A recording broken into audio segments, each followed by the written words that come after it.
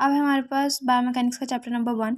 सबसे पहले हमने ना यहाँ से करना क्या है, पहले हमें आना चाहिए define biomechanics, define statics, define dynamics, define kinematics and define kinetics. इसके अलावा हमारे पास 2 और डेफिनेशन है जो हमें पता होना चाहिए, डिफाइन मैकेनिक्स एंड डिफाइन एंथ्रोपोमेट्रीज। इसके अलावा हम लोगों ने एक ये टॉपिक करना है स्कोप ऑफ साइंटिफिक इंक्वायरी, और एक ये टॉपिक करना है क्वालिटेटिव एंड क्वांटिटेटिव। और ये दोनों टॉपिक हमारे करिकुलम में इंक्लूड नहीं है, तो ये दोनों नहीं करने, ये ऊपर तक करना है। अच्छा, वैसे यहाँ प्रॉफ में सिर्फ MCQ आते हैं, लेकिन टेस्ट में जो SCQ आ सकता है वो ये आ सकता है कि वो इनकी डेफिनेशंस पूछ सकता है कि नंबर की दे के 5 नंबर का सवाल, difference between qualitative and quantitative, और 11 स्टेप हैं ये SCQ दे सकता है। ठीक है, अब मैं आपको बताती हूँ करना कैसे है। सबसे पहले आप लोगों ने ये लाइन MCQs करनी है, डिफाइन बायोमैकेनिक्स करनी है, डिफाइन एंथ्रोपोमेट्री जो मैं आपको पहले बता रही थी वो। ठीक है, इसके अलावा ये मैंने डेफिनेशन लिखी हुई बायोमैकेनिक्स की, ऑक्यूपेशनल बायोमैकेनिक्स की, ये आप लोग को पता होनी चाहिए। ठीक है,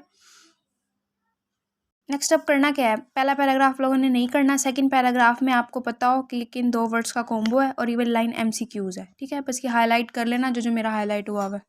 फिर नेक्स्ट आ जाओ, बायोमैकेनिक्स का रूल है इसकी साइड डेफिनेशंस नहीं छोड़नी होती। ठीक है, ये भी करोगे आप लोग। फिर क्लिनिकल बायोकेमिस्ट की डेफिनेशन करोगे, mechanics, statics, dynamics, kinematics, kinetics की डेफिनेशन करनी है, और ये कि ये स्टैटिक्स कहाँ इंप्लाई होती है, डायनामिक्स कहाँ इंप्लाई होती है। काइनेजोलॉजी की डेफिनेशन, स्पोर्ट्स मेडिसिन, ये वाइवा में भी पूछते हैं, MCQs भी आ जाता है। अब यहाँ से हमें एक फॉर्म ऑफ टेक्निक पता हो, काइनेमैटिक्स का पता हो, जो हाईलाइट पोर्शन है ये MCQs हैं, स्टैटिक्स एंड डायनामिक्स का पता हो, आप लोग इसको हाईलाइट कर लेना। नेक्स्ट हमारा बहुत ही इंपॉर्टेंट शुरू हो जाता है, यहाँ हमें ना लोकोमोशन पैटर्न पता हो, रनिंग इकोनॉमी पता हो, शॉर्ट रनिंग पता हो।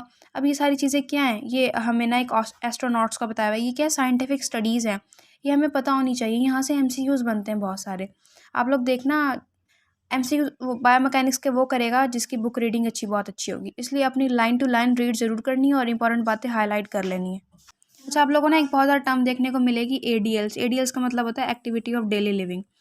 फिर नेक्स्ट पैराग्राफ में ना उन्होंने हमें डिज़ाइन का बताया हुआ है कि ट्रेडमिल कैसे डिज़ाइन करनी चाहिए, ये पता हो आपको। और ऑस्टियोपोरोसिस बच्चों, ये बहुत ज़्यादा इंपॉर्टेंट है, बहुत ज़्यादा। First year, second year, third year में ये ऑस्टियोपोरोसिस का सवाल ज़रूर आता है, इसकी डेफिनेशन आप लोगों ने करनी है, और ये SCQ के लिए इंपॉर्टेंट है, और ये जितनी बातें लिखी हुई ये MCQs में पूछ लेते हैं। नेक्स्ट ये ना एक ऑस्टियोपोरोसिस की डेफिनेशन है, आप लोग ये भी याद कर सकते हो। फिर जब नेक्स्ट पेज में आओगे, पहले पैराग्राफ में इसने मोबिलिटी इम्पेयरमेंट का बताया, ये पढ़ना है। सेरेब्रल पाल्सी का बताया हुआ है, ये SCQ आता है। ठीक है, और वो लोग पूछते हैं यहाँ मसल्स का बताया हुआ है कि कौन से मसल्स को काट के उस जगह पे लगा देते हैं, वो बात MCQs आती है, तो आप लोगों ने वो करनी है। फिर ऑक्यूपेशनल बायोमैकेनिक्स की डेफिनेशन करनी है, और क्लैप स्टैक वाली बातें पढ़ लेना।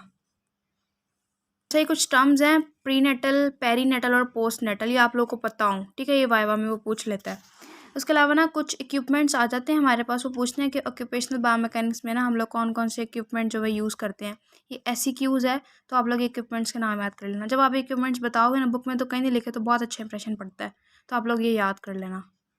नेक्स्ट पेज में आओगे तो सिर्फ विंडो नल का बताया हुआ है, ये वाला पैराग्राफ करना, इसके अलावा कुछ नहीं करना। और ये क्लैप स्टैक की डेफिनेशन बताई हुई कि ये क्या होता है। और एक ये हमारे पास इसी पेज पे, पेज नंबर 7 पे ये बताई हुई बात, ये MCQs है, तो आप लोग इसको MCQs के लिए देख लेना। मैंने बताया साइड वाली कोई चीज़ नहीं छोड़नी। फिर नेक्स्ट ना हमारे पास है बायोमैकेनिक्स वाले, इन कुछ भी करने की ज़रूरत नहीं। ठीक है, लेकिन ये स्पोर्ट्स बायोमैकेनिक्स की कुछ बातें हैं, ये आप लोग को आनी चाहिए। ठीक है, इसका स्क्रीनशॉट लेके अपने बुक के साइड पर लिख लेना। फिर नेक्स्ट पेज में भी हम लोगों ने कुछ भी नहीं करना।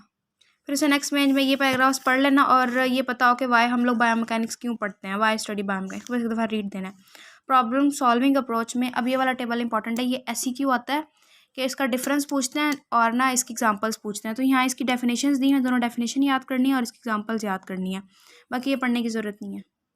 नेक्स्ट पेज पे आओगे, पेज नंबर 12 पर, तो पहला पैराग्राफ नहीं पढ़ना, बस ये लास्ट वाली 2-3 बातें पढ़नी है, उसके अलावा कुछ भी पढ़ने की बिल्कुल ज़रूरत नहीं है। अच्छा, बस ना ये पता हो कि फॉर्मल वर्सेस इनफॉर्मल किसको कहते हैं, तो ये वाला बस ये वाला पैराग्राफ ना आप लोग पढ़ लेना। इसके अलावा ये कुछ भी नहीं करना।